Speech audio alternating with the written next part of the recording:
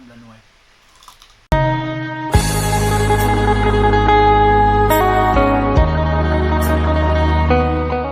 สบายดีมื้อนี้มาพบกับข้าพเจ้าอีกแล้วเนาะผู้ว่าบ้านนอกคือเก่านี่อาหารเมนูออฟบ่น้อยแต่ว่าออฟบ่น้อยมื้อนี้หน้าตาก็สิประมาณนี้เว้ยมีหมักมักข่าขี้นกคือว่าหรือว่ามะระขี้นกแล้วก็ลวกผักบ่เว้าหลายใหญ่ห่างเนาะหลายนี่กับข้าวเหนียวมันฮ้อนคือเก่านึ่งมาใหม่ๆมาเด้อเบิ่งแกงมันถนนเป็นยังไงมื้อนี้ได้ปลาน้อยไปตึกอยู่ห้วยพุ่นล่ะสิเบิ่งว่า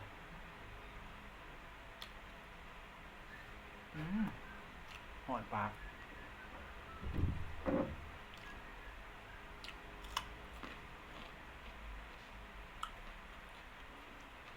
กินกับมังฮะบ้านเฮามังฮะหน่อยหรือว่าซาที่เรียกว่าผักไซเนาะ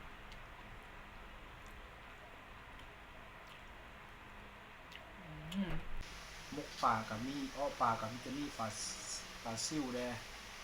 แล้วก็ปลาหลาดปลาแขหน่อย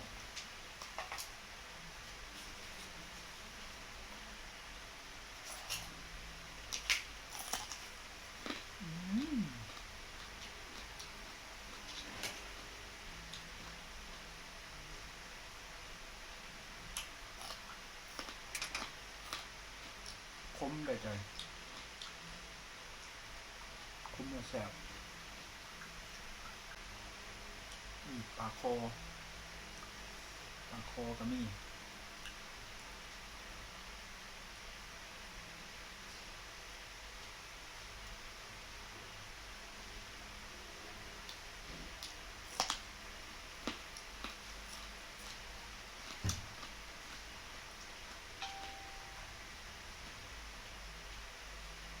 โดนแล้วบ่ได้กิน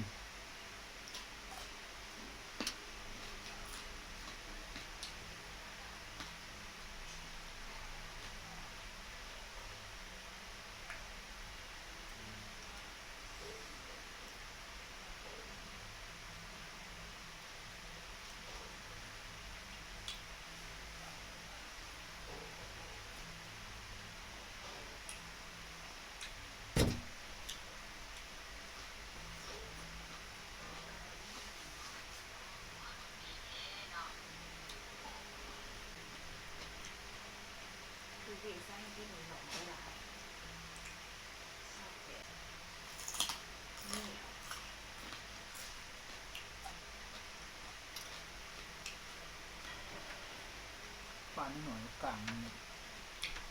แค่นี้คำบักยังไง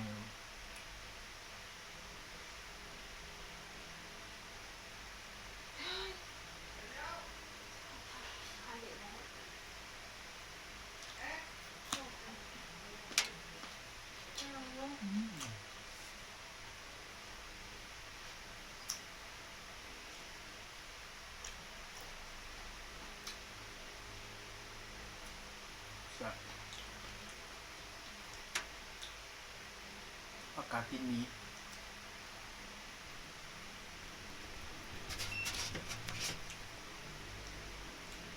มันจะออกรสชาติคมๆเลยเนี่ยดูแซ่บ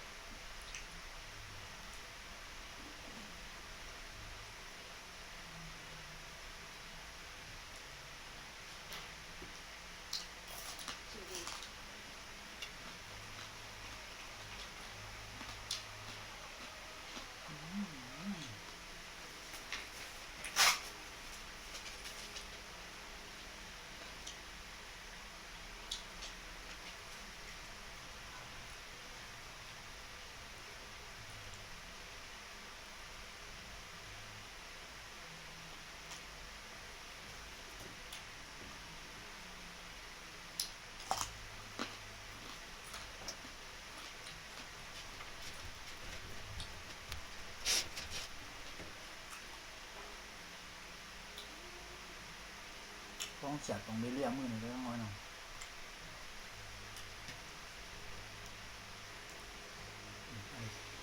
ประหลาดก็มี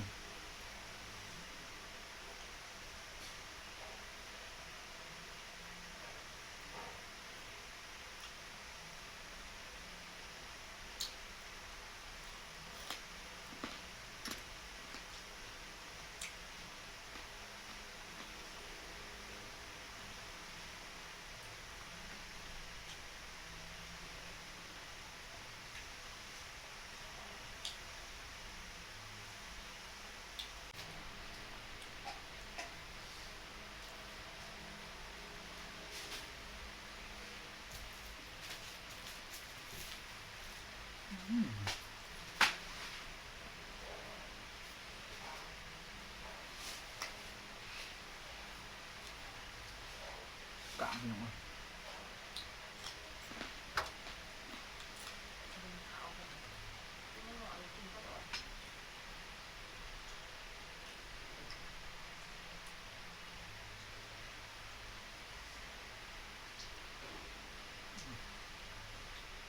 กะหลายคน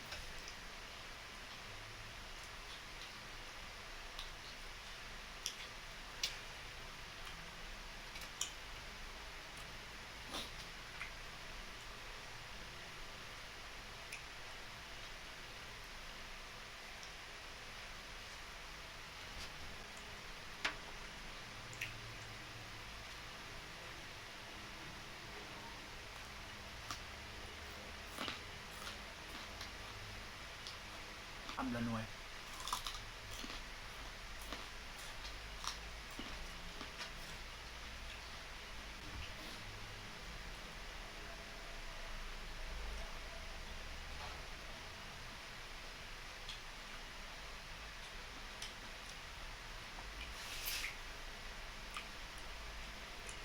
ต้มยำเล็กๆหมูกลางมันร้ายปลาหน่อย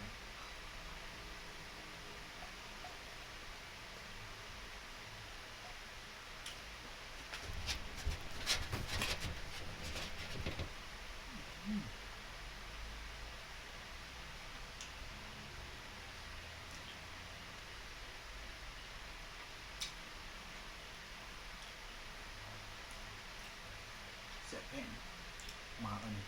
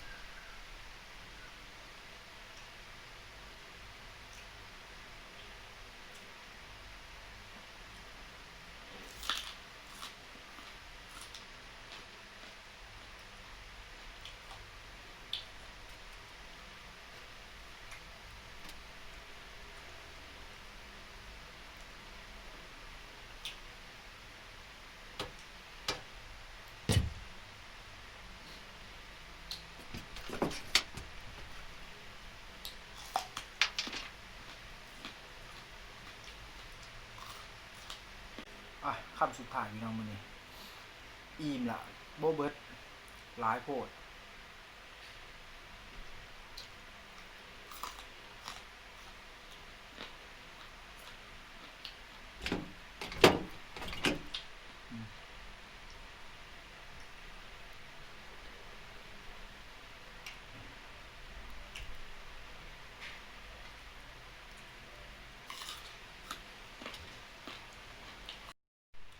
สำหรับมื้อนี้เอาสำนี้ซะก่อนเนาะเดี๋ยวคลิปหน้าพอกันใหม่อย่าลืมมักกะไลค์สนใจกระแสอย่าลืมกดกระดิ่งนำเด้อแล้วก็จะได้บ่พลาดคลิปใหม่ๆเนาะอย่าลืมกด Subscribe ให้กับ ส่องข้าพเจ้าแดงเนาะเดี๋ยวพบกันใหม่โอกาสหน้าสำหรับวันนี้ไปแล้วบ๊ายบาย